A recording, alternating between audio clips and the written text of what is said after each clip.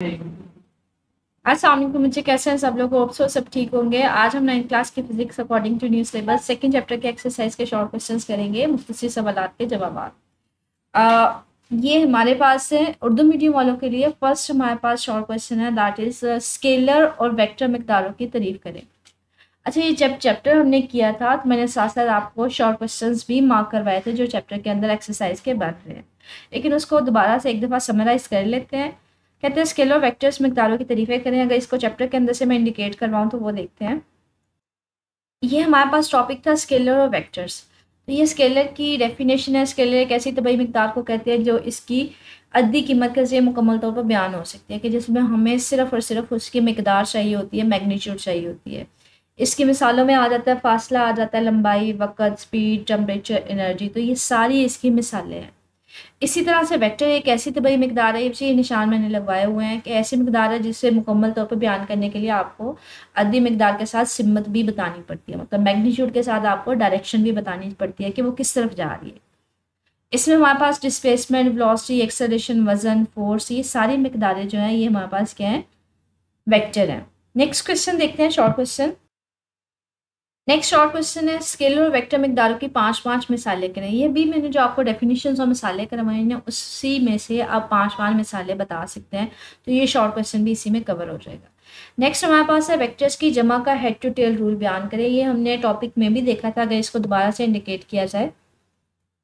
ये हमारे पास page number 31 के ऊपर है, हेड टू टेल रूल।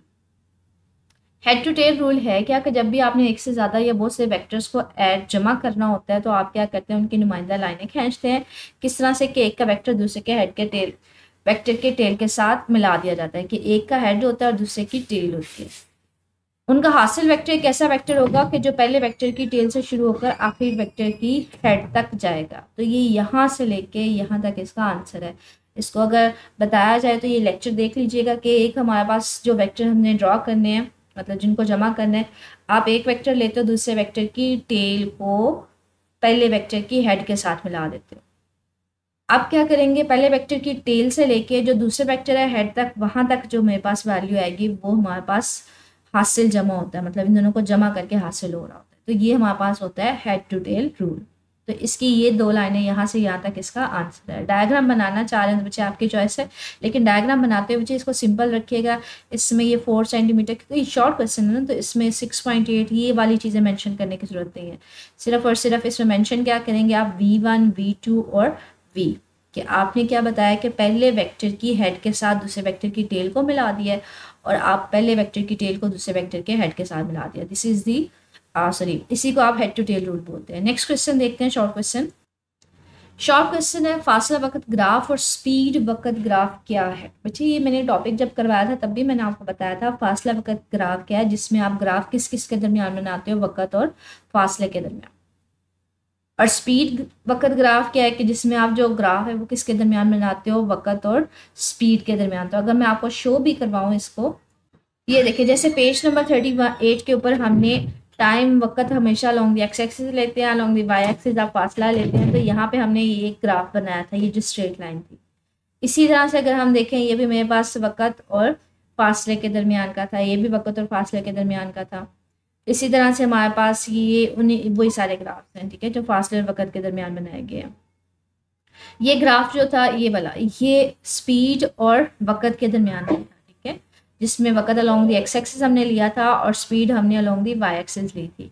ये भी हमारे पास स्पीड और वक़्त के दरमियान का था, ठीक है। तो ये अगर इसका आंसर वैसे हम देखें तो इसका आंसर इस तरह से भी लिख सकते हैं कि जो हमारे पास फासला वक़्त ग्राफ क्या होता है, जिसमें फासला और वक़्त के दरमियान आप क्या बनाते हो, ग्राफ बनाते हो। टाइम को अलॉन्ग द एक्स एक्सिस लेते हैं और फासले को अलॉन्ग द वाई एक्सिस लेते हैं। जो वक़्त होता है बच्चे उसको टी से लिखा जाता है और फासले को आप किससे लिखते हो, एस से। इसी तरह से अगर देखें स्पीड और वक़्त ग्राफ, जिस स्पीड और वक़्त के ग्राफ के दरमियान भी आप ग्राफ बनाते हो, जिसमें जो वक़्त है अलॉन्ग द एक्स एक्सिस लेते हैं, speed along the Y axis लेते हैं। और यहाँ पे एक और बात कर रहा है, कहते हैं जो स्पीड वक़्त ग्राफ के नीचे का एरिया होता है ना, वो आपको टोटल तय करता फासला देता है। इसका मतलब क्या है बच्चे, इसका मतलब ये है कि अगर ये मेरे पास एक ग्राफ है, वक्र स्पीड ग्राफ, अगर मेरे पास ग्राफ में ये ग्राफ की लाइन आ रही है, ठीक है, तो इस ग्राफ के नीचे का जितना एरिया होगा ना वो मुझे फासला देगा। आपने ये क्वेश्चन पढ़ी हुई है, S is equal to V T, ठीक है, क्वेश्चन आपने पढ़ी होगी S is equal to V T.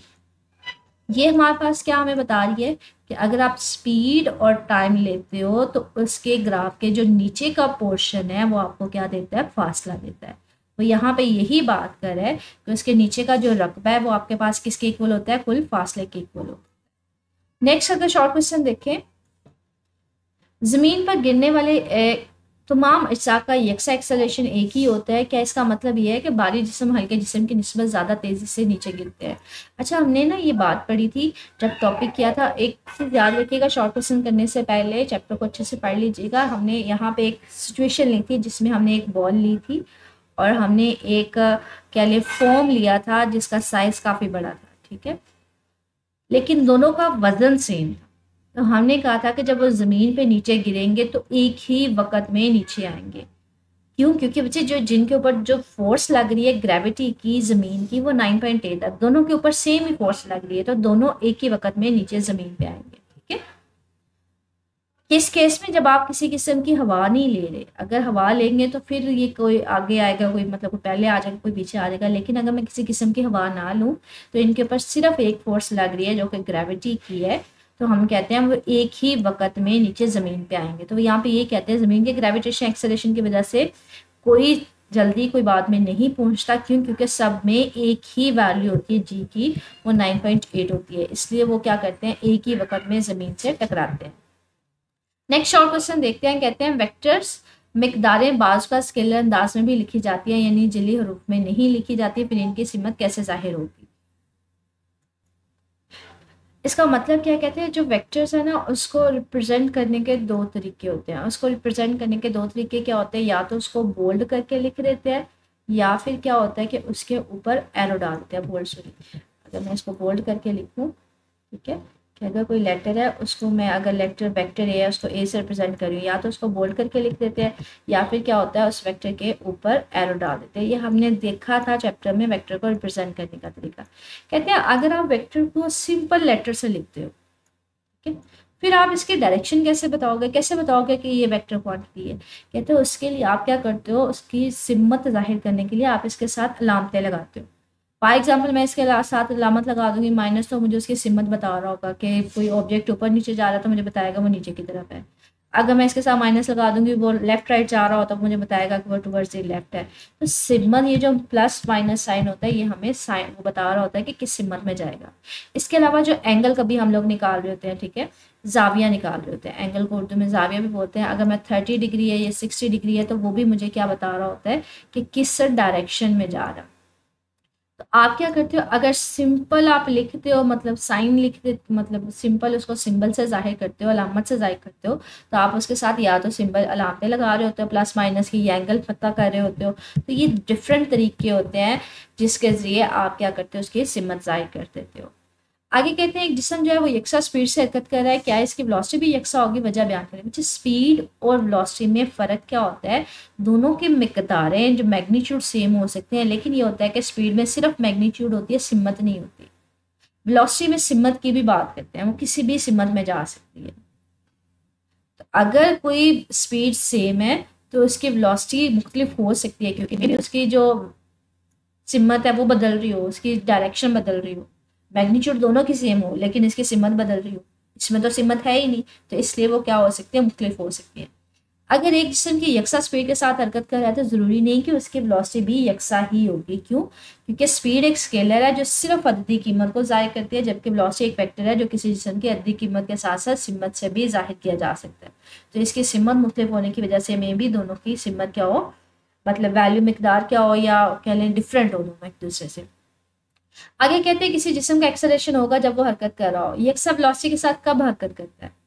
कहते हैं अगर किसी कोई जिस्म जो है वो यकसा वेलोसिटी के साथ हरकत कर रहा है तो इसका एक्सेलरेशन क्या होगा, वो सिफर होगा। बच्चे वेलोसिटी चेंज नहीं हो रही तो एक्सेलरेशन क्या आएगा, क्योंकि एक्सेलरेशन हम डिफाइन ही इस तरह से करते हैं, उसकी डेफिनेशन भी करते हैं कि time rate of change of velocity. तो अगर वेलोसिटी ही चेंज नहीं हो रही तो उसका एक्सेलरेशन क्या होगा, जीरो होगा। यकसा स्पीड के साथ, बच्चे अगर स्पीड नहीं चेंज हो रही तो मे भी उसकी सिमत चेंज हो रही हो, कि वेलोसिटी में दो चीज़ें होती हैं, एक उसकी स्पीड होती है, एक उसकी सिमत होती है। यहाँ पे अगर स्पीड उसकी हमारे पास सेम है, वो नहीं चेंज हो रही, तो उसकी सिमत तो चेंज हो सकती है। तो यहाँ पे यही बात कर रहे हैं कि अगर जिसम एक साथ स्पीड के साथ हरकत कर रहा है तो जिसमें एक्सेलरेशन हो सकता है। अगर वो सर्कुलर ट्रैक पर हरकत कर रहा है, क्योंकि सर्कुलर ट्रैक पर जिस्म की हरकत की सिमत हर वक्त बदलती रहती है। कहते हैं अगर कोई ऑब्जेक्ट जो है वो सर्कल में मूव करता है ना, तो उसकी मैग्नीट्यूड स्पीड तो सेम होती है, लेकिन हर पॉइंट पे जो डायरेक्शन है वो लॉन्गी टेंजेंट वो मुख्तलिफ होती है। यहाँ पे डायरेक्शन ये होगी, यहाँ पे डायरेक्शन ये होगी, तो हर पॉइंट पे सिमत उसकी क्या हो सकती है, मुख्तलिफ हो सकती है।